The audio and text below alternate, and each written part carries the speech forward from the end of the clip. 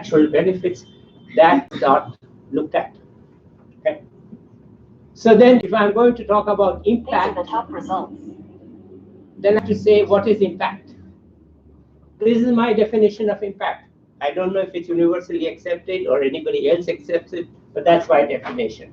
There are two parts to it. One is to increase the quality of life. And that means convenience, entertainment, education, health, mobility, all those things that make you feel you have a better life. Second one is increase in jobs and incomes. Energy becomes the driver of economic growth. So for me, impact has two parts. I can go and make your life better. I can give you one electric bulb, you have light. I can let you charge your cell phone, you have that. But does it give you any additional income? I don't know, I don't care. I've given you a way to charge your cell phone, right? So we need to look at both of these if we are serious about impact. As I said, this is not some standard thing. This is my thinking. Issue number two, yes? On that last slide, when you talk about the sort of the costs of monitoring, evaluation, and measuring impact, because a lot of these efforts are done through private enterprise, would you suggest that like development banks would then give additional funds for these sort of like studies, or would you think that should just be baked into the margins of private enterprises that are doing these service deliveries? Last slide. Yeah. It's a very good question. What I would say is I'm looking not really at who's getting the money. I'm looking at the design of the program. Right from the start, is the program designed to produce electricity access, or is the program designed to produce incomes? Right? So way back, I had expressed this desire, my boss and I, when we did a program in Uganda called Energy for Rural Transformation. We took 2 days to think of the title, because we wanted to say this is not an electricity project. Don't do electricity projects. Don't do cooking projects. So we called it Energy for Rural Transformation, and generally in the World Bank circles it's called ERT. But it was Energy for Rural Transformation. So don't think about electricity projects. So right from the beginning, design it so that you know that there will be good impact, and at least track it. Even if you in the end say, look, I can't manage the impact side of it, at least right from the beginning, you put in a method for tracking it so that you can change the output goals if you are not getting the real impact. So for example, in this cook stove project in Peru, okay, we didn't get the impact, so we know that. Now what are we going to do about it? Are we just going to be happy that we have got the output, or are we going to change the project design so that we get the impact? So impact must be tracked right from the start. And if possible, the impact arrangements should be built into the project or scheme itself. So that's what I will come to. So thanks for asking. Okay, the overall statement says all, but then it's narrowing it down to population. And that means it's on households only. It excludes other end users, and that's a serious problem according to me. Because there are commercial users, shops, grain mills, and other firms. They facilitate income generation. But we don't know. If you ask me how many percentage of the firms in rural Uganda have electricity, I'd say I have no idea. Nobody tracks it. How many of the schools in a particular country in the villages have electricity? We don't track it. We don't know. So that's what I call a service facility: schools, health clinics, government offices. And just to say one more word about Uganda, it had a built-in program for facilitating electricity in schools, health clinics, and government offices, right from the start. It wasn't about electricity for households. It was about electricity in all of these places. Right? Not in elementary schools, because it's too hard and too expensive. The kids don't do their homework at night anyway, and they don't need the classroom thing. But in senior schools and in all rural health clinics, in fact, all rural health clinics in Uganda have solar PV systems now under that project. And not only the school, not only the health clinics, but also the places where the nurses and doctors live. Because how are you going to attract them to live there if they don't have electricity in their home and you have electricity in the clinic? It's not going to work. So, yeah. So right from the start, the project design calls for it. Okay, number 3 and 4 are really what I call as outdated thinking, that cooking and electricity is separate. When you look at even today, the IEA report that came out, it tracks cooking and electricity separately. It's completely outdated because you can cook with electricity. In fact, you should cook with electricity. And so that, it's not truly outdated. In 2011, I was part of a World Bank report which actually said we have 2 paths and 1 goal. We talked of electricity separate from cooking, but today we talk of electricity cooking. So I'm going to, and so since we don't talk about electricity, we talk about improved biomass stoves and LPG. The real world has moved ahead. So why I'm calling it an outdated idea? Today we have induction electric cooking. It can actually also be done by standalone solar systems. You could power it enough. If not today, maybe in 2 or 3, 4 years as the technology improves and the costs come down. And here, there's a private electricity firm in Africa looking for electricity cooking solutions. They're going to set up what we call as a mini grid. It'll be the first one in Nigeria, and they want to sell more electricity. They're looking for somebody who will go out and say to them, tell them, look, this is how you can have electricity cooking. So this is called NG. The firm is ENGIE. It's a well-known firm. And they have put out a thing, guys, tell us, because then we can meet this need. And there is a village in India where solar-powered electric stoves are meeting all the cooking needs. So these are all initial things. It's not some big success, but we are here not talking about very practical things. We are talking about concepts for the future, especially when I see all these young people here. We should be talking about the future. So it's an outdated idea. In fact, actually, it would be great if we didn't have to do LPG, because LPG is a fossil fuel. If you could do solar-based electricity and use that for cooking, you actually kill 2 birds with 1 stone. Subodh, the tiny URL link didn't appear to be working. I'm not sure if it's any update when you send the slides around. Okay, that's fine. I'm really terrible at doing all these things. I gave a talk at the Tanzania Rural Electrification Agency, 20 minutes, no PowerPoints, no paper. Please, just listen to me. Right. I want to go back to the measuring of impact really quick. Yeah. So obviously I fully agree, as an NRE student, I fully agree with the output versus actual impact, because they don't necessarily always translate to one another. However, from a funder's perspective, right, sometimes when you send out, whether you're United Nations or one of the big multilateral agencies or foundations, when you send out evaluators to look at the effectiveness of the project, you will be using the metrics that's provided by the UN, right? Like more so standard metrics that measures out the actual output, instead of, perhaps using the better metrics that you're provided. But the sad reality is that it's the standard UN, how many the actual output metrics that will be utilized. So how do the mini grid systems, kind of stack up against, more traditional approaches to lighting up 2 villages, 5 villages with bigger utility scale generations, like when you compare them in the more standard metrics? Yeah, I think the point is well taken. I will talk about it in the context of the World Bank project in Kenya. Okay. Okay. So the point is, how do you measure it? Okay. Because the UN doesn't say that you should measure it. So how are you going to measure it? Right. So we'll talk about it in the context of project that we have in Kenya. I'm no longer at the World Bank. Sorry, bad habit. Okay, so this is done, and then finally, okay, separation of energy efficiency and access. Well, access in the 1990s was possible only because we had energy efficient lighting. We could do solar projects because people had at that time CFLs. because that would reduce the size of the panels and the batteries that we needed. If you were to finance a solar project in the 1990s with conventional electric bulbs, it would be too costly because you need a bigger system.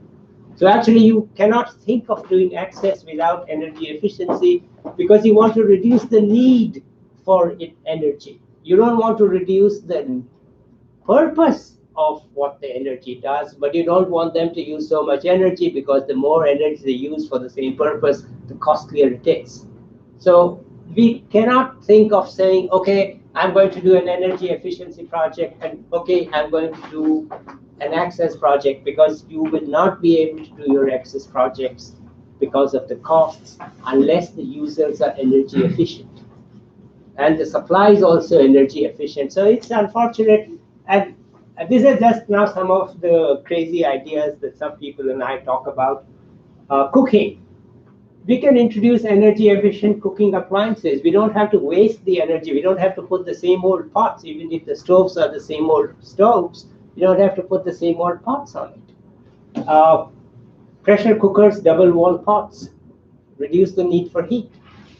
People are not cooking with pressure cookers. Pressure cookers, every Indian household has a pressure cooker or is dying to have a pressure cooker.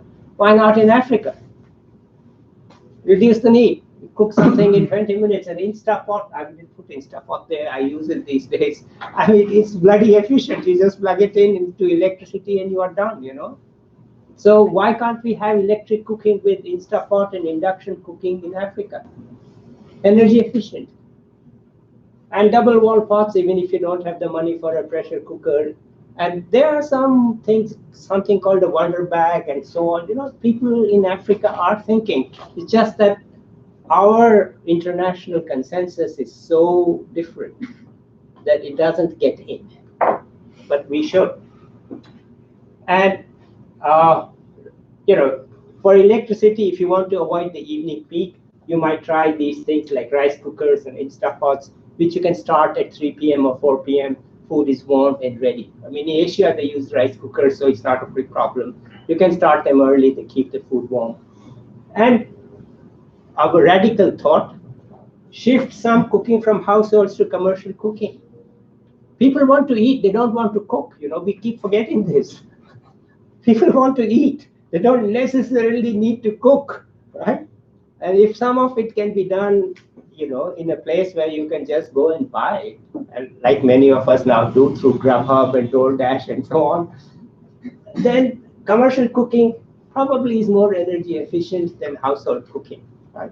So we could meet the same needs with commercial cooking. So that could be one thought. So I have just ideas here.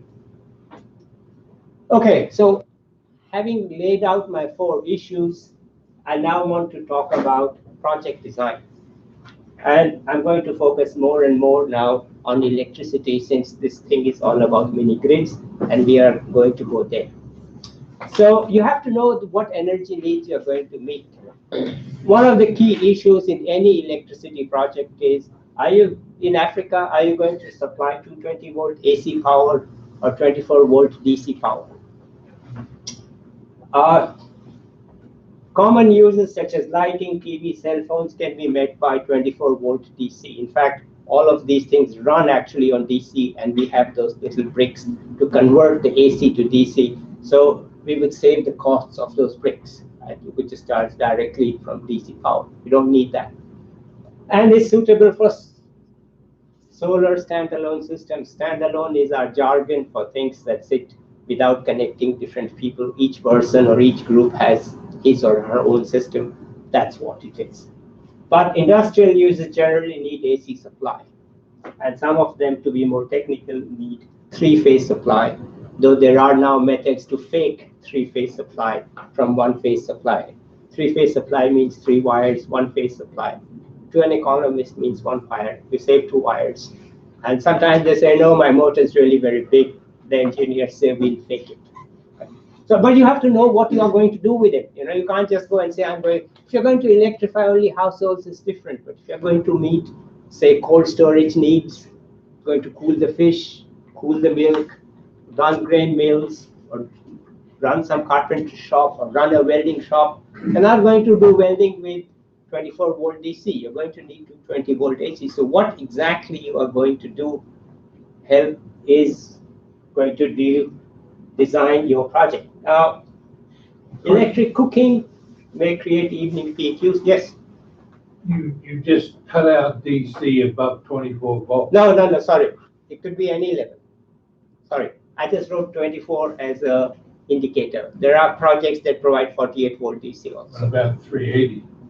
We don't have those in the rural areas. Okay. Yeah, high voltage DC is usable in other parts, urban parts of the world. But out there, we have small systems and we have small batteries. So some people do use 48 volt DC, but mostly they are 12 volt DC. So electric cooking creates evening peak use. Everybody switches on the pot at 5 p.m. or 6 p.m. Bang, the system goes, right? We have to think about that, how to design that. Now, energy people have a jargon term which I'm going to use. It's called end use. All of these different needs are called end uses, so I'll use the jargon. So which end uses should access project support?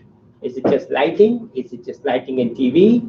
Or what else? So I've listed here what I think are 5 different end uses that are important or relevant in rural Africa and in rural Asia. So I'll go through them. Okay. The various uses of electricity. Electricity is a very versatile way of delivering energy. You can do so many things with it. In access projects for electricity, for AC supply, we sometimes think of some newer features. One is called ready board. Ready board is a way of not doing internal house wiring in a room. You just have one board and you plug everything into it. It saves on internal wiring costs. It's a very useful way. I've been in shops, you just go and put a ready board.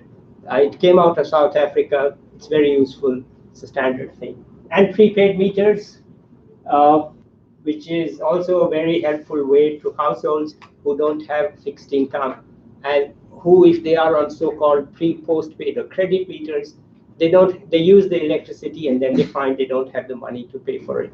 This is a way for rationing their budget. They have a way to pay for it. If it runs out, sorry, you don't have light. But you can always recharge it very easily. So prepaid meters are actually becoming very common. For commercial, it's very helpful. The inclusion of this increases benefits. It's very important for solar projects because you have daytime sales, right? Sun's shining and you're selling the electricity. You don't have to store it. At night, you have to store it. But if the grain mill is running in the daytime, you're just selling it straight from the system. So it increases revenues and local incomes. And in some cases, it may substitute for costly diesel generation because the grain mills are usually already there and they're using costly diesel generators, which also are bad. So you are substituting. So we need to add service facilities, school labs, cold vaccine chains. You really cannot do vaccination in rural Africa without having refrigerator at the health facility because the cold chain needs to be there for the vaccine. And in the old days, they used to run kerosene refrigerators. People used to steal the kerosene, or kerosene would not reach there on time. So the cold chain was not easy. If you have a solar PV-based refrigerator, WHO has designs for it. You put up your solar panels, you can at least maintain the cold chain, and the people can take a cold bag and go out into the village and vaccinate kids.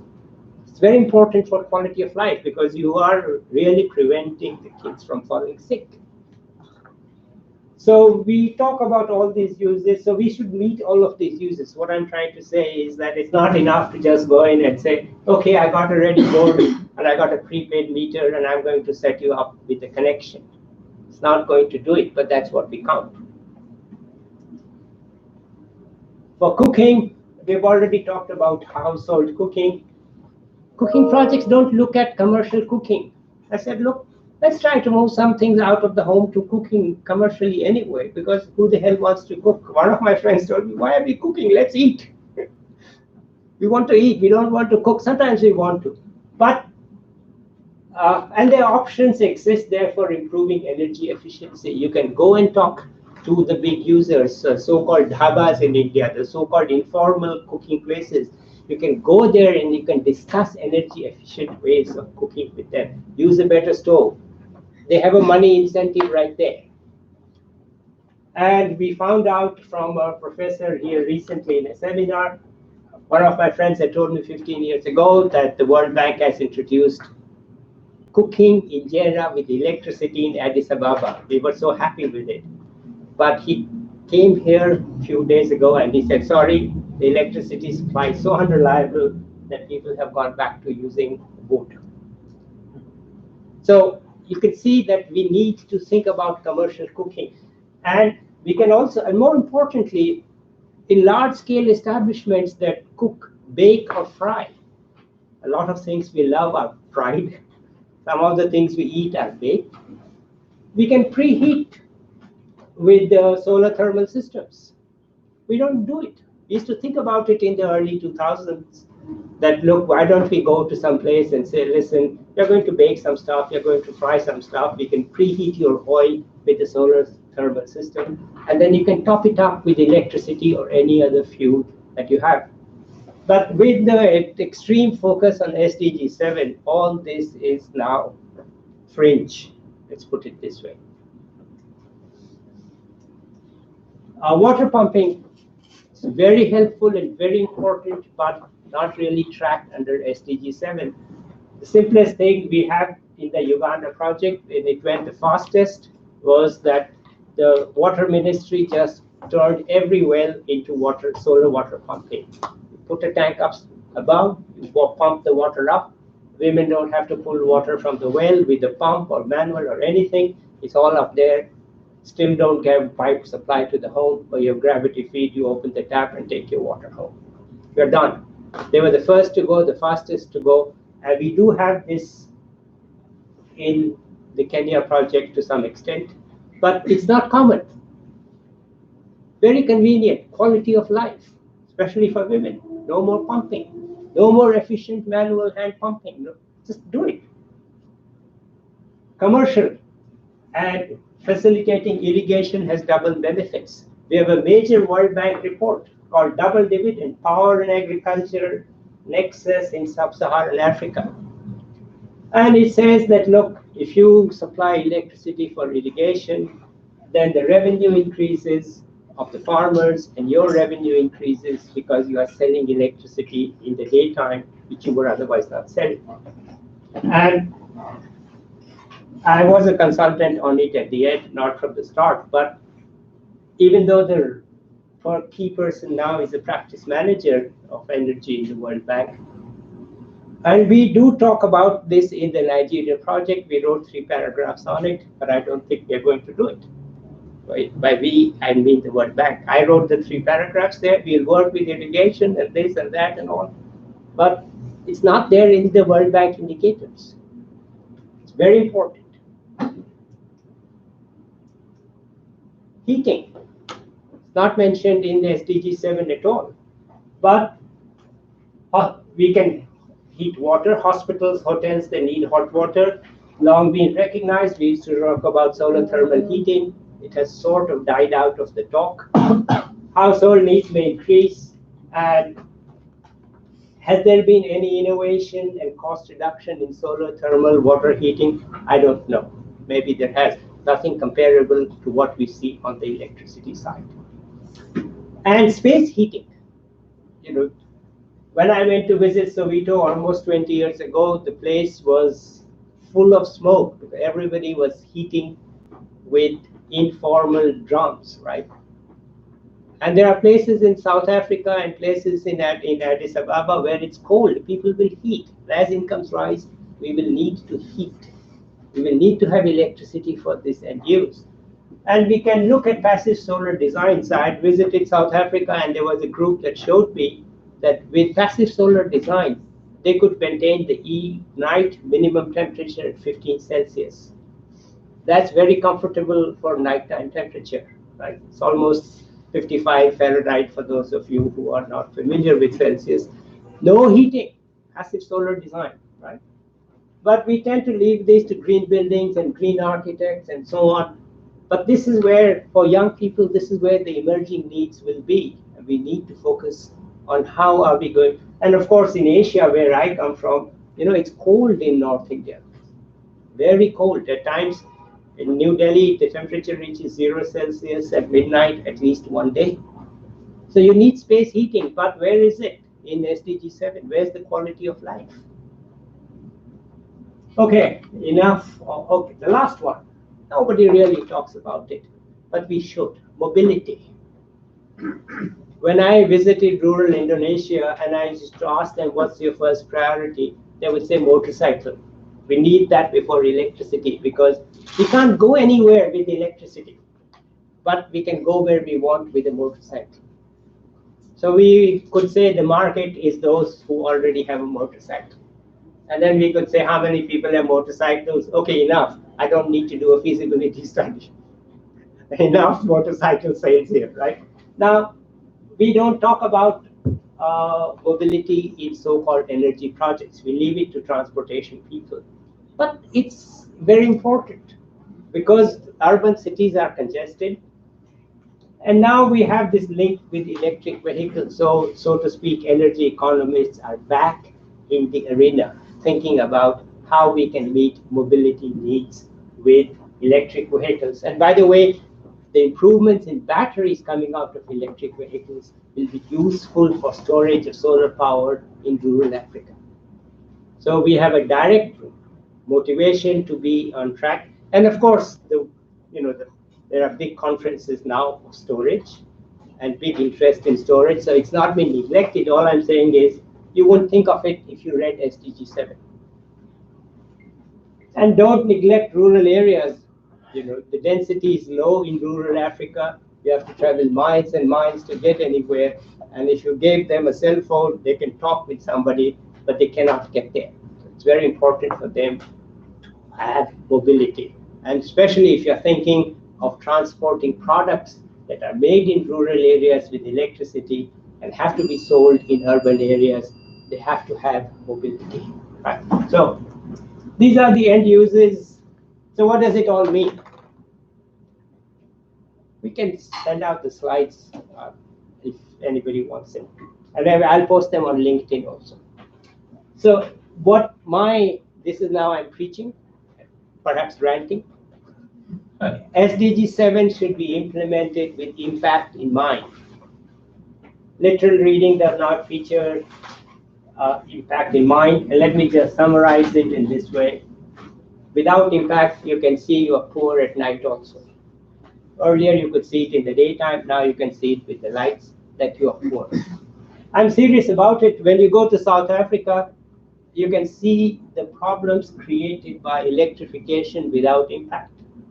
Go to rural South Africa and you'll find that hundreds of households cannot pay their subsidized electric bill.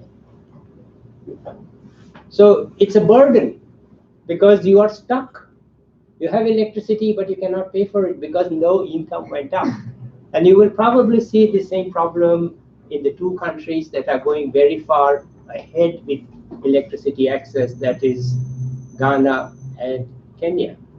Because you go and I've gone to villages and asked them, when did you get electricity? 10 years ago. I said, well, I see nothing here except lights.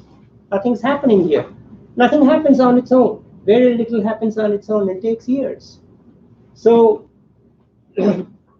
you have to have, I'm worried that we will be spending billions of dollars to provide electricity without any economic development.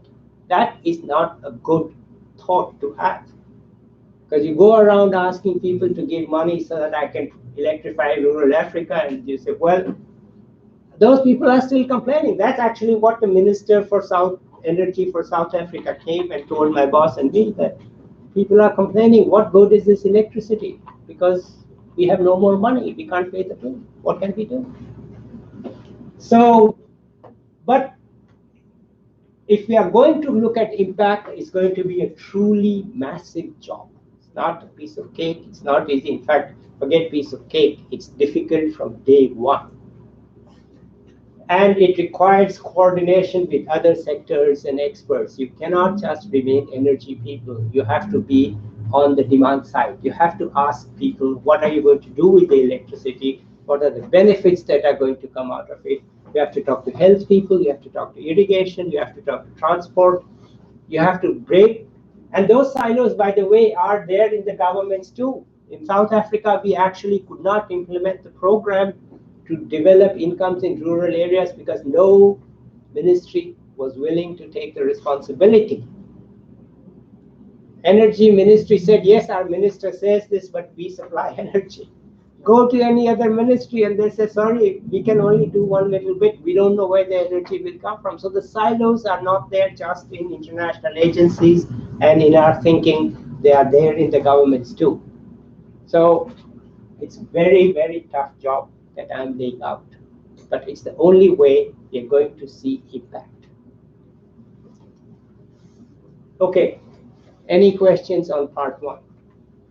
Any comments, questions? Okay, then we can shift to the challenge in Africa. And this is the International Energy Agency's report. It came out last week, my first graphic. Finally, I found a picture to show. So here's my summary. Sub-Saharan Africa lags way behind, and current policies and programs will not meet the goals of SDG 7. And remember, the goals of SDG 7 are only output goals. This is not my statement, that's what's written there. Right? But there is hope. So that's also written there. So we have a way forward. It's not an easy way forward. It's a tough way forward. So let's go down and look at it. So more than half of sub-Saharan Africans lack access to electricity. Here is the map.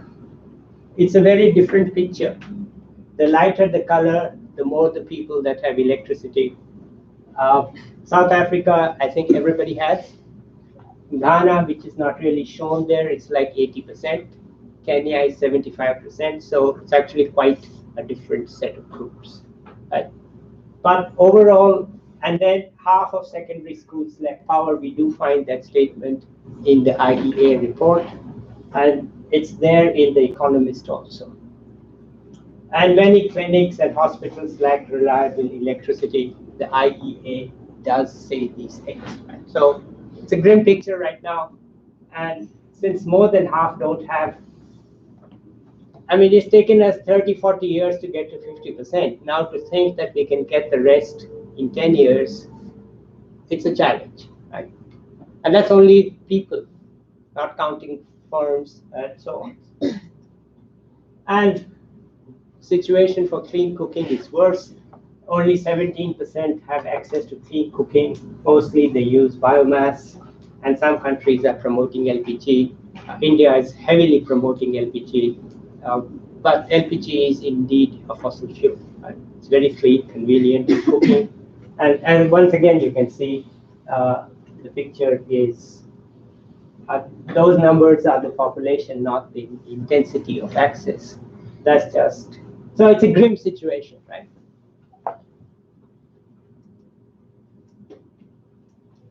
Okay, so how are we going to provide electricity? I told you about the choices. We have three ways to provide electricity. One is the main grid, it's 220 volt, and I've emphasized central generation. So that there's a couple of places where you generate electricity and you distribute it. The main grid is not in good shape in many countries, and this is the heart of the problem in Africa. You have utilities that don't do the job. So how can you suddenly expect them to go out and connect everybody? In South Africa, Eskom did. When Eskom was still a world-class company, Eskom has now sadly been reduced to a degenerate company by the political leadership.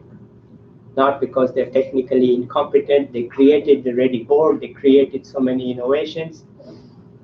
But in Nigeria, only 40% of the people have electricity from the main grid, the remaining don't. And in the project that the World Bank has, the government asked to put solar panels in universities and hospitals that are connected by the main grid because the power is so unreliable. So we have a sad situation here, and no one knows how to fix it, at least I don't. have any knowledge. Nobody I know can fix these things.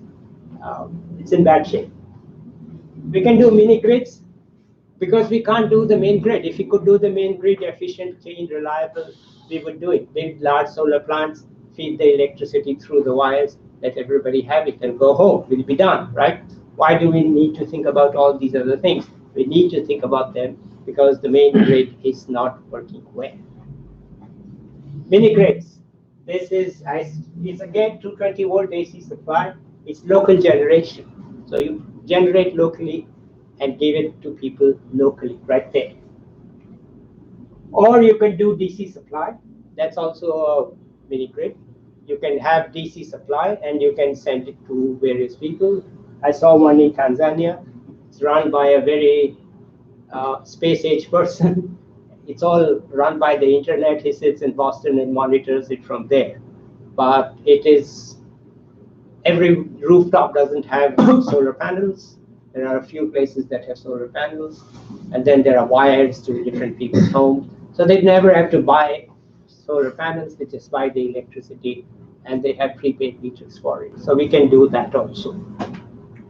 And you have wiring to connect customers. And the third is what we now call as standalone solar systems. These are rooftop systems, DC generation, no connection to customers or with customers. Each person or group has its own. And it comes in various sizes. They are large enough for health clinics and schools, for homes, and what we call as solar lanterns. Solar lanterns are systems that are so small and portable. You have a light, maybe 2 lights in it, and you have a cell phone charging outlet. And it's portable, it's not fixed. The others are fixed. So it comes in many different flavors, and as we'll see, the IEA tells us how each of these will have a role in Africa. Yes?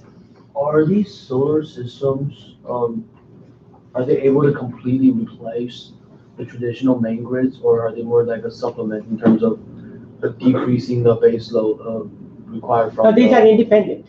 These are completely independent. They are independent. As I said right there, independent of main grid.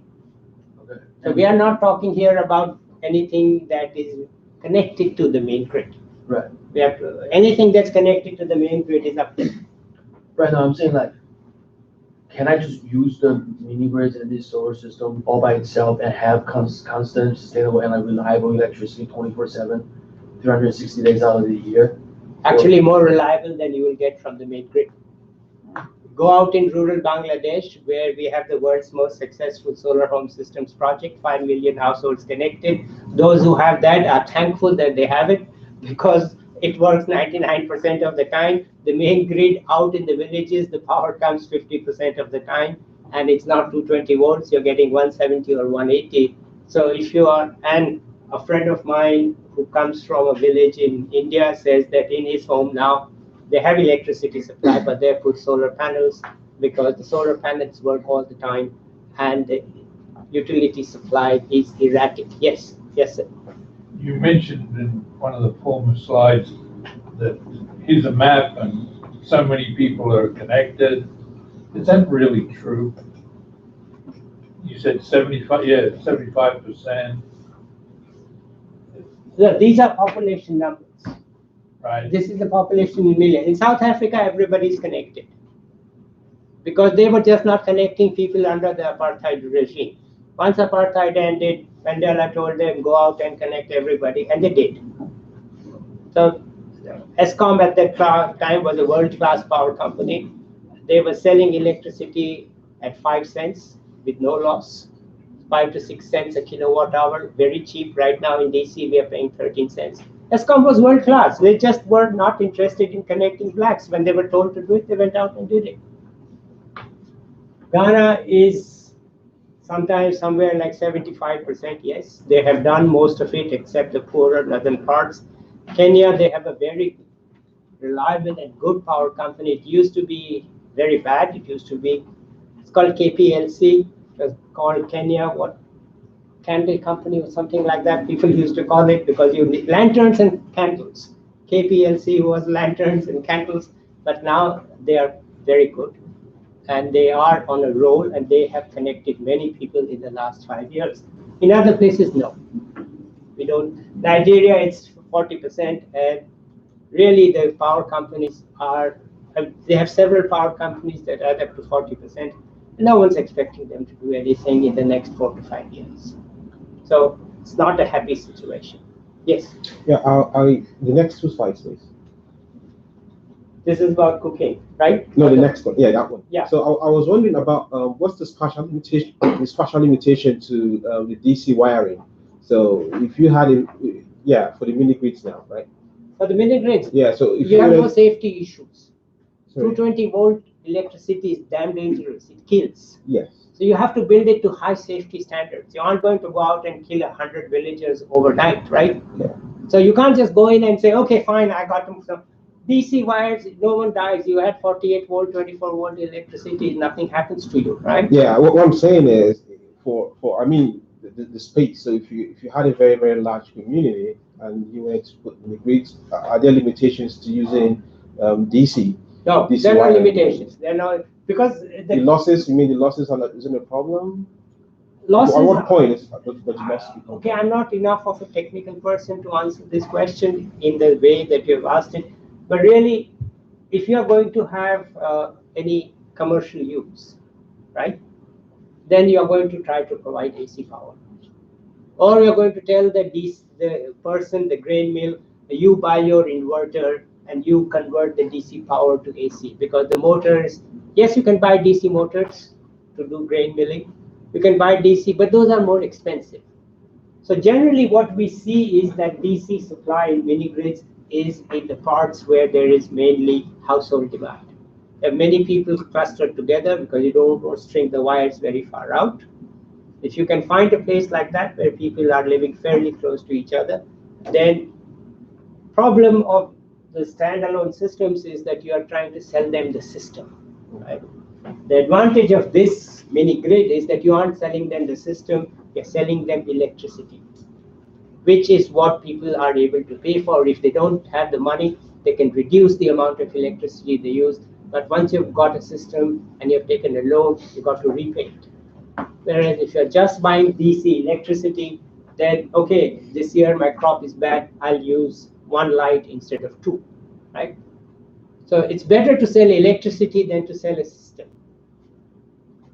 Yeah. Question was mini grid.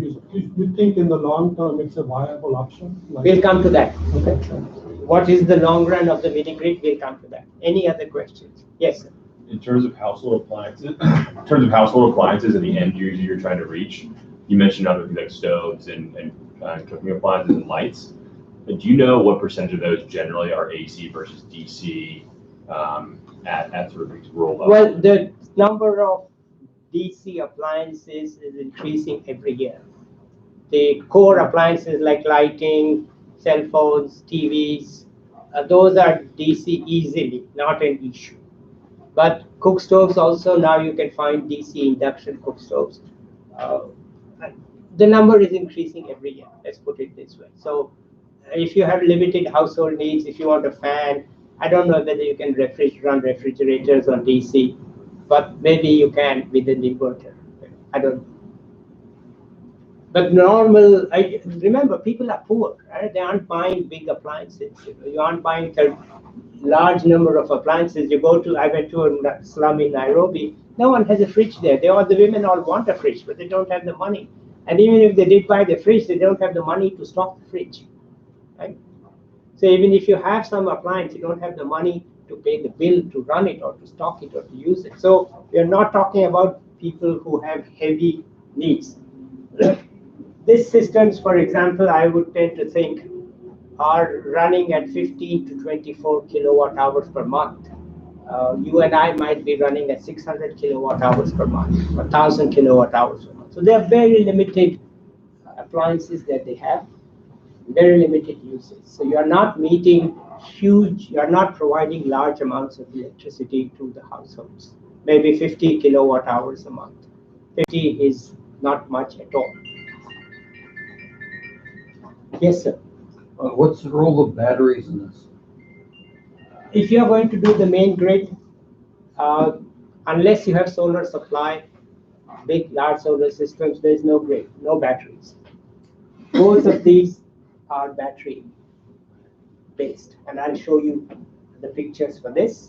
But that's why I said right from the start that if you're going to get the benefits from the batteries in the electric vehicles, they are going to benefit these two. When we first did standalone systems in Indonesia in 1995, that's the World Bank's first major solar project. We didn't use, there are special batteries available for solar systems, but we used only truck batteries because we said that, look, I'm not going to import these special purpose batteries from nowhere. Everybody here knows what's a truck battery. They know how to buy it. They know how to use it. It's inefficient, but it works. So sometimes you have to be practical. But batteries are absolutely critical to both of them. Yes? What's the usual installed capacity of mini grid solar panels, whole network and capacity coefficient? Okay, I'll show you the size of this in a graphic. But let me talk about this because I'm not going to show it. So to speak, the standard solar standalone system for rural households in Asia is 50 watt peaks, which is very small. We are thinking, it can supply you 2 or 3 lights, now 3 or 4 lights for 3 or 4 hours, and a TV for 3 or 4 hours, and cell phone charging. So we are talking about very small systems here. Very small. This I will have a more detailed discussion.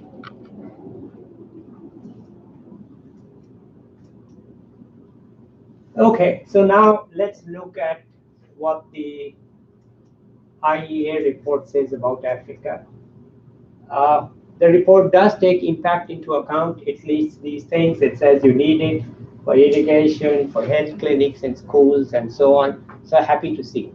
Because without this impact, and if this is the guidance that people are now going to follow, that will be a supplement to SDG 7. Right? But this is what I've been talking about. The report just came out 1 week ago, so I'm happy.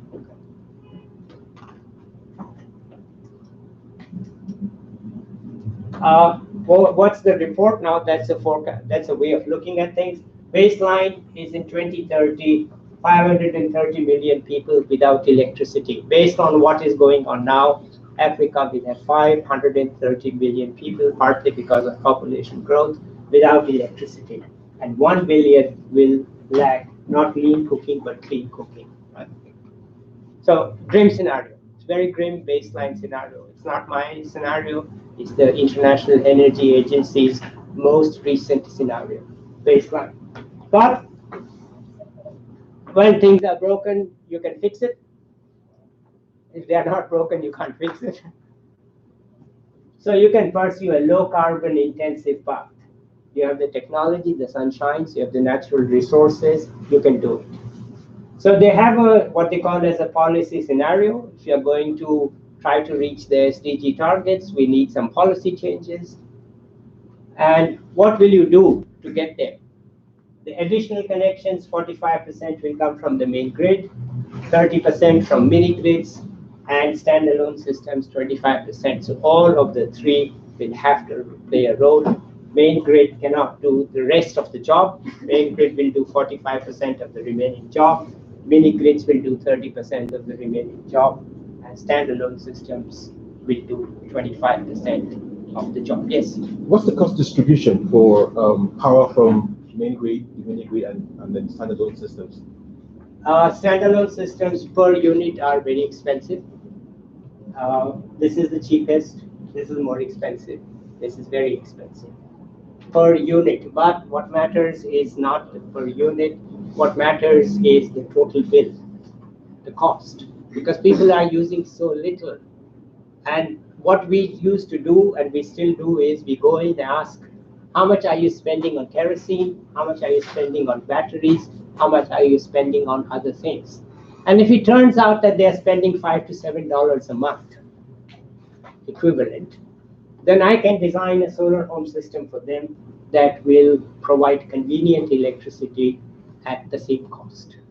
So the per unit cost is now not relevant for the household. They were spending $7, they're still spending $7, and they're getting better. It's very expensive. If you ask me the price, it would be like $1 per kilowatt hour. well, considering the fact that these people are quite very poor people, so how are they able to afford that? Because they're spending 7 already on batteries and kerosene. So I'm going to take an actual survey. I'm going to go and ask the household, how much are you spending on kerosene and batteries and some other things? And if they say I spend $5 to $7, I say good, I can get you electricity. If they're spending $2, I cannot get them adequate electricity. They will not be able to afford it. So that's why when South Africa goes out and connects everybody, they weren't spending anything on anything, and now they have this electricity. It's wonderful. They have lights and this and that. Where's the money? There's no money. So you have to look at what they're spending. And if you can beat that monthly expenditure and provide them electricity as a substitute, then you are in business. So you're saying that technology is not the technology, you can actually force the technology now to achieve whatever they can achieve? Is that what you're saying? Yes. Yeah, I'm saying that today this thing is very expensive. If you look at it as per unit, we are paying 13 cents a kilowatt hour in Washington, D.C. This will be $1 per kilowatt hour. Yes. This will be 70 cents per kilowatt hour. This will be about 25 to 30 cents per kilowatt hour today. If you're looking at today's prices, that's where we are. Yes. So why isn't the World Bank funding improving direct current systems? The World Bank is not an agency that supports any form of R&D. So they are generally only finance implementation. Yeah, but you're looking at the cost, unit cost here. Well, this is a problem. You know, I'm surely aware of the cost problem. So we are limited by the cost in either we provide subsidies, which I will come to in a minute. We provide subsidies with no other way to charge them the full price. We have to have subsidies. In fact, my job as an economist originally was to design so-called effective subsidies.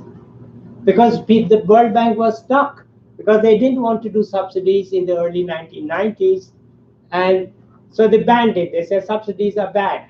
And the people on the ground said, heck, nobody can afford the damn thing. So what are we supposed to do? So my job was to design what I called as smart subsidies. And the people were, I mean, I can talk like an economist to economists, and I could justify them. And I could talk like a practical person to practical people and say, you have your subsidies, go out and do the job. So we cannot do the job without subsidies in these costs. Now we are looking at the cost reduction for mini grids. I'll talk about that, but I'm running short of time, so let me just go ahead. So these are the renewable energy options. In general, we'll talk only about solar because it's everywhere. There's no issues. There's no hassles with solar. The sun shines in Africa. You know it. You don't need data. You don't need analysis. And whatever data you need is already there. Right? So it's not an issue. So we look at the World Bank proposal for mini grids. We have a report out. It's the executive summary. It's not an executive summary. It comes to 70 pages. The full report will be out at 500 pages in January 2020. So we have proposed a very ambitious program for mini grids for rural Africa and Asia, keeping in mind that solar standalone systems will also have a role to play. So I'm not a mini grid guy at all. In fact, when they started this work on mini grids, they had to hire me, and they asked me, I said, look, I'm against mini grids. Why are you asking me? They said, no, that is outdated. You should be for mini grids. So please come and work on mini grids. And when I looked at it, I said, yes, I'm no longer a non-mini grid person, but I was always known as a solar home systems guy. So both of them have a role to play. Okay, so here's the report. Okay, here's what a mini grid looks like. You have solar panels. You have a charge controller. It goes into the system. You have a battery block here. And you have a generator. Actually, I talk of diesel as a storage method for electricity. Nature has stored it for us. We can store it in batteries, or we can store it in diesels. And that thinking led me to conclude, and the rest of the team, that we have to have backup diesel. We cannot just say we are going to be purists and we are going to oversize this system and oversize this. It's better to do this at reasonable rates and put a diesel generator to be with you in case you need it. Okay. Then you have this AC bus. These take these wires to the poles, and we have productive use loads, and you have AC appliances. We are showing TVs and various other things. So this is our graphic of what a mini grid to an engineer or technical person would look like. So we provide conventional AC power, and we aim to provide it 24/7.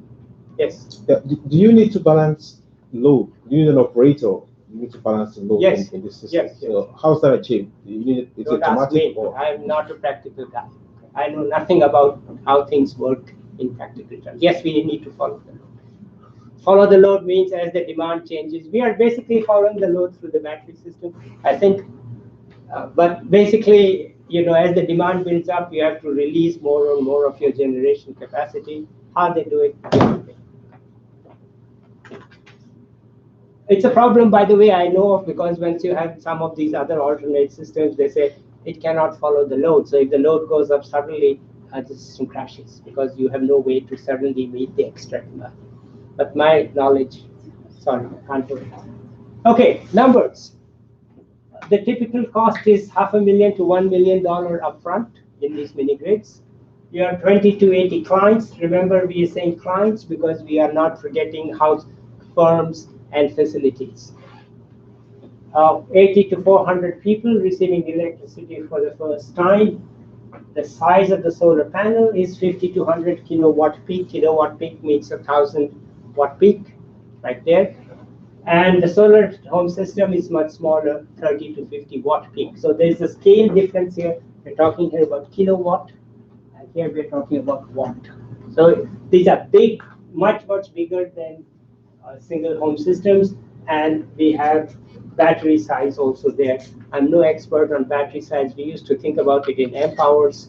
I don't know why it's here in kilowatt hours. I'm just taking it from the report. But basically, we have to have batteries, and we have to have panels. And the report says that you can cook with electricity. Now, I wonder why a report on mini grids says this about cooking. I must find out who's responsible. Okay, so here are the numbers. What do I say ambitious? We want to serve 500 million people. 97% uptime, year-long electricity. We can build it in 6 weeks. I have seen it out there. They build it in 30 days. There's no demand side. There's no supply side feasibility needed. The poles are available. The wires are available. The panels are available. Because the poles and wires are the same as what the main grid uses. People know how to install them. Solar panels are easily available. You just go in and dig it, put in the poles, put in the wires, you're done. 6 weeks. I saw it in 1 month. So you all need to know is whether you can sell it, right? You don't need data on wind, you don't need on water supply, you don't need any data, sun shines and you do it. We will reduce the cost and it will be down to 20 cents per kilowatt hour in 2030. 20 cents, that's the promise. It's not today. Today we are at 70. We will be down to 20 cents. And that's called as a 66% decrease in electricity cost. So today it's very expensive, but we will be down to 20 cents. And what are we going to do? Well, I say it's very ambitious, so what is it? They're going to build 225,000 mini grids. Current pace is 10 to 50 mini grids per year. We would have to do thousands. Total investment is 5. We would have to do 230 billion. Now, I didn't do these calculations. I'm not the guy who can do such calculations. But once you have a model, you just multiply and you get these numbers. So, very, very ambitious, to go from 5 billion to 230 billion. So finance is a key issue, and that's what I will talk about.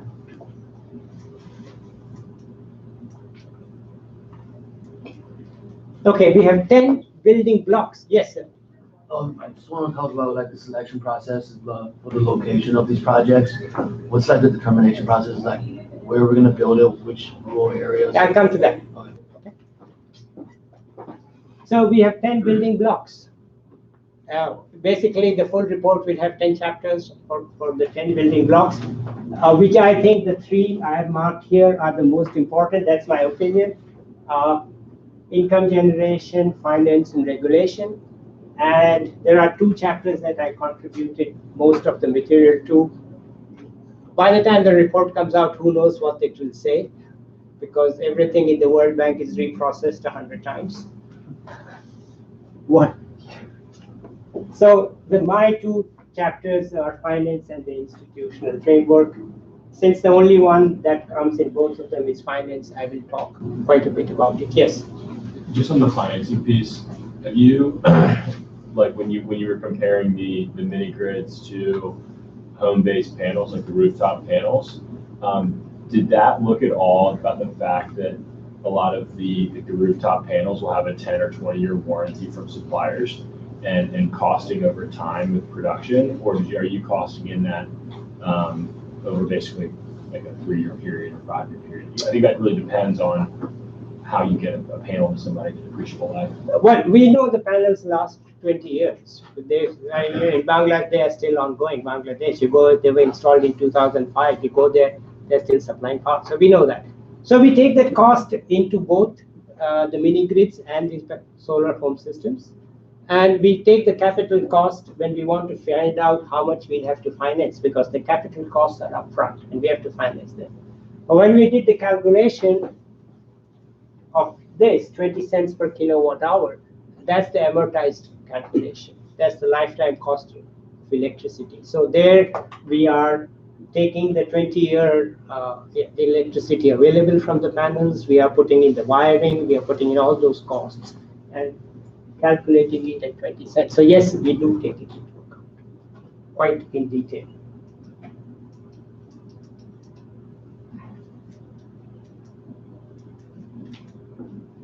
Okay, so we are going to look at finance, because where are we going to get $230 billion from? Okay, even if everything is fine, how the heck are we going to finance all these mini grids capital costs? And if you can't finance it, you can forget about it. The design may be great, everything is fine. If you don't have the money, you can't do it. But the question of location, that is partly here. We have GIS data to help us locate the most promising sites. So we have Columbia University, which has a very good GIS department, helping put layers on layers of GIS data and then picking out sites. We also have support from MIT, which actually can look at the data from the satellite and essentially say, look, this is your wiring plan, draft wiring plan. So we are using all the available technology to do this work and help out. Okay, so before we look at the finance in detail, let me describe how I think of the mini grids, what I visualize the mini grids as, the key features of the mini grids.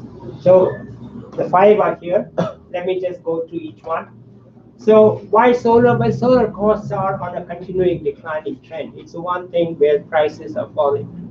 Wind, you cannot scale down to the level, and the wind data is not there, and the wind is not there.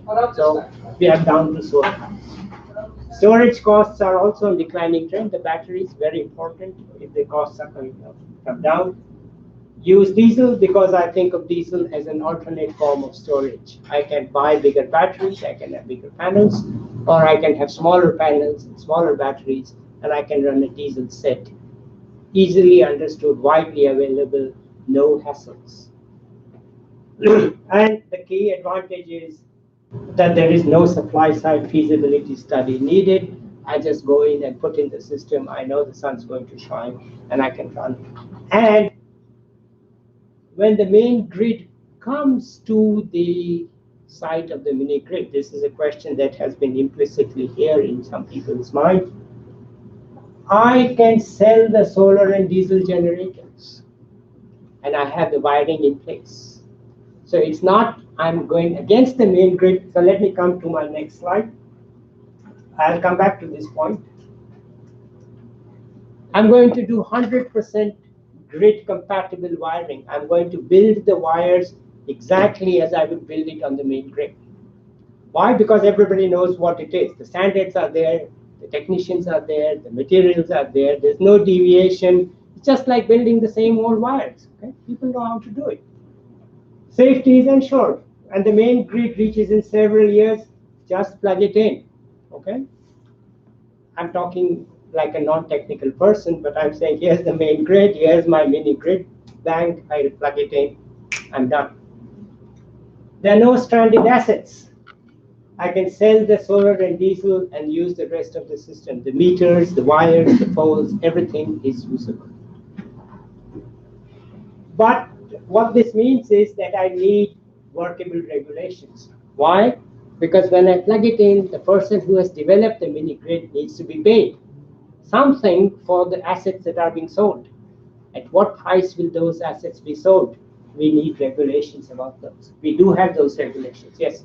With more standalone systems, would there be plans for that, in the future, once the main grids come, the standalone systems will be able to sell back access the electricity to the main grid? We will put in standalone systems only where the main grid's not coming in 15 years. Okay. By the time the systems will be dead. Yes. So you talked about two things. You talked about an AC distribution system and a DC distribution system, and you're talking about the wiring now. Like I'm only talking AC now. Now AC now. I'm only talking the World Bank model. Okay. I'm not talking DC systems anymore. All I'm right. only talking 220 volt AC. Okay. I'm describing the World Bank approach. Okay? 220 volt AC, conventional electricity, supplied in conventional ways. No innovations here, guys. Just buy your appliance and plug it in. Nothing special. But how will this asset sale take place? We have regulations, but not yet tested in the real world. And what it amounts to is I'm pre-building the main grid. So that was the day when I said to myself, okay, I can support mini grids. So all I'm doing is I'm building the grid in advance before they come. It's no big deal. They don't have the capacity to build their grid out here in the village. If I build it for them, that's no waste of money, no stranded assets, nothing. I'm efficient economically. So there's nothing like a mini grid. It's just a temporary arrangement. It's the same grid, only I build it ahead of them. And since they haven't come, I power it with solar and diesel. And when they come, I take my solar and diesel and sell them when I'm gone. And they have the main grid. So there is no conflict between the main grid and the mini grid in this model. It's the same grid, only I build it before they can. And in some cases, they may actually use the local generation, so-called distributed energy generation. So, well, why do all this? Why not just wait for the main grid? Because people need electricity today. I don't want kids to not have electricity for the next 7 years. Right? I learned a very important lesson once. We had gone out in Uganda, we are doing the public discussion, and we are bickering here and there, and then the women, we have to ask them, they stand up and say, guys, stop bickering, tell us where the dam will be, we'll carry the dam stones on our head, you build it so that my kids can have lights. Okay, nobody wants to wait, I need to build it now. So I build it, and no electricity is more expensive than no electricity. At $1 a kilowatt hour, it's better than not having electricity. And of course, what it does, having this World Bank model, it rules out cheaper, less formal systems, the ones we just mentioned, usually 24 volt DC supply. It's nothing wrong with this, but we duck. We can't do it. We cannot have both. We duck and say, do this with solar standalone systems. But actually, some people will do DC mini grids. And it's uncomfortable, but we don't know what to do with it. At least I don't know what to do with them. Okay, these are the rules that are laid out. What will happen when the mini grid site, the main grid reaches in Nigeria, how they will pay for it. I'll leave it alone now. Focus on income generation. We have talked about this enough. Tough to do in practice. We have no experience in Africa. We have the World Bank has one project in Peru. We were involved with one project in Indonesia in 1995. I've been writing papers on this since 2004. I'm still writing papers. Subsidies will be needed. I think I made this point earlier, so I won't go through the details now. We are running out of time. Subsidies will be needed. There's just no way around it. The damn thing's expensive and people can't afford it. And the government sometimes say you sell it for the same price as in the cities. If the city I'm selling it at 25, if I have to sell it at 25 in the village, it's going to cost me 70 cents. So I need the subsidy. I just cannot avoid the subsidy. And one entity to operate several mini grids. We used to do one mini grid at a time. That doesn't work. Nobody wants to come in and do one thing. They want you want large players to come in. They want to do many things at the same time. It's a good idea. Okay.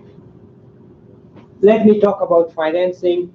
Let me just not go into the details. Let me just explain the overall concept.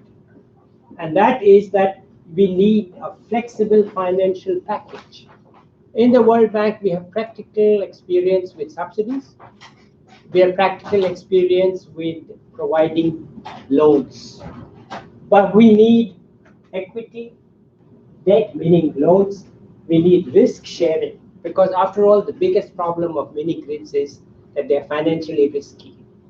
You're putting your money in rural Africa with all the risk. Nobody wants to put in the money there, right? So you want to have a system of sharing the risk. Now, so far we don't have any, but they're coming up. And we need what I call as investment and pre-investment subsidies. Investment subsidies are, okay, this thing costs $1 million, I give you $100,000 as a subsidy. But before you decide to invest $1 million, you are going to go out and check it. You're going to go out and look at it. You're going to go and decide whether you want to be here. That's a pre-investment cost. And I need to subsidize that. I need to say, I will take 50% of your costs of just checking out the various sites. Because that's what will give you the freedom to look at more and more of them and to choose the one. Otherwise, I have to look at 10 sites, I've got to spend all this money and I will decide to do none of them. So what's my incentive to look at them? And I can't just look at one, I need to look at many. So I'm saying we need to have a way of sharing some of that. And we have done that successfully in Asia. We cover 50% of those costs. All right, I am going to skip the technical details here of finance. I'm going to try to be, it's going to require a detailed, people who are more financially experienced and expert than I am, to get this money from all over the place to rural Africa. It's not going to be a joke. In fact, it's going to be the biggest barrier. And I am not good enough to actually find those barriers. We need MBAs and smart young people to figure this out. I can define the problem. Okay, let's see the ground realities. It takes much time to deliver on the ground results, as seen in Kenya and Nigeria. So let me talk about Kenya. We do comprehensive project. It has mini grids, it has solar systems and clean cooking. So clean cooking is separate from solar systems. Following SDG 7, we have a subcomponent for cooking, we have a subcomponent for households. Projects approved by the World Bank in June 2017, which means we started thinking about it at least 1 year earlier, and more than 1 year earlier. So where are we now? Okay, we are smart. We do mention households, consumers, and enterprises. So we make sure that the money goes to all of them. That's the plan. Where are we? This is the status report as put out by the World Bank in public. Everything is satisfactory. Is there any mini grid working? Sorry, no. We have 151 sites identified, 6 have been excluded because of security. We have 145 profiled. We are now preparing bid documents for them. So we started thinking about it in June 2016. There's not one site yet being said we will do it here. Takes time, guys. Nigeria. We do mini grids, we do standalone systems, and we do energizing education. That means connecting universities that have unreliable power. So And it's a huge project. We are going to put in $350 million of World Bank money, and we are expecting private sector put in 400 million. Mini grids will be private sector. So, and we have lots of other people who are helping us, or the World Bank and the government actually. So where are we? It took 1 year for it to become effective. Effective means that the lawyers of the government of Nigeria said this loan is fine. And so the World Bank approves it in June 2018. The lawyers of the government of Nigeria say it's okay 1 year later. And we cannot spend the money. It's not our money, it's their money. So they have to ask, can we now spend some money? That takes them 2 more months. So here we are in November 2019, nothing's working yet. But anticipating this, we broke it up into fast track and standard track. Fast track really means it's a polite term for foreign companies that don't really need any help. They just want the subsidies. They're eager to do it. They have backers in Silicon Valley or in Netherlands or somewhere else. They just want to have the blessings of the government. They want to do it. They're not local companies, they're foreign companies. We cannot say we are going to give something to foreign companies. We call it fast track. And it is fast track because the first one, they say we will deliver power by November 2019. As soon as they know the World Bank money is flowing, take 6 weeks, put up the system and let the power flow. We have a standard track. We are doing the paperwork, 153 mini grid sites under 4 lots, meaning one person can operate about 35 to 40 mini grids. So that's the conclusion, that progress is slow. The World Bank is slow. The governments are slow. We are not NGOs. We cannot be quick, but we can be big. That's the big difference. We can spend, we can bring it. But notice the size of the Nigeria project. World Bank has only $350 million over 5 years. Others have to put in 400 million. All told, it is 765 billion. We are talking about billions of dollars upfront. So where's all that money coming from, and how are we going to do it remains an open question. Okay, that's all I have to say. Any more questions and comments? Yeah. Have you looked at all, like the 2 countries you mentioned, Kenya and Nigeria, they have access to ports? Yes, they do. And there's a pretty easy supply chain you can establish. But a country like, earlier in the slide you had dark blue as the hardest to reach, lowest electrification places like Chad and DRC. Yeah. So have you looked at all at the increased cost of service delivery, getting a mini grid into Chad, or to get a mini grid into, I think Chad's probably a good example because there's Chinese investment there, there's supply chains already from ports to there. But have you looked at sort of anything from tax subsidies to subsidizing the cost of just transporting the equipment that's required for a mini grid? The answer is no. But in general, we don't try to do tax. We don't try to fiddle with tax schemes. The moment you fiddle with tax schemes, you run into a problem that they give you the tax scheme for 2 years and then they take it away. Right. So you run into a wall of uncertainty that is it real, and how can you plan on the base? So we try not to do, but we haven't looked at it. I think if you look at then to like a mini grid as sort of like an independent infrastructure investment, you can usually do like 60% leverage on that. And if you have an issue getting like equity, could you see the World Bank doing like grants to plug the equity gap on some? What we do is we are essentially the subsidies. I see them. I didn't show that part, but our subsidies are really free equity. Got it. Okay. We are just providing subsidies to cover the capital costs. So if we give them 20% of the capital cost as a grant, as a subsidy, it ultimately goes down to the users, but it makes it easier for them to cover their capital costs. Right. Yeah, yes, sir. Wait, can I just say something? I just want to let everybody know it's 2 o'clock, the official end of the talk, and I want to have everyone thank Subodh for this. If you would like to stay to answer questions and you want I'm more to than stay, happy to stay. that's fine. Just Right. 2 o'clock classes start, things start rolling again at site, so I just wanted to. Okay, fine. Thank you all for coming. Yes, sir. Please. Just about what will be the final price for consumers of mini grids? That price will be determined by the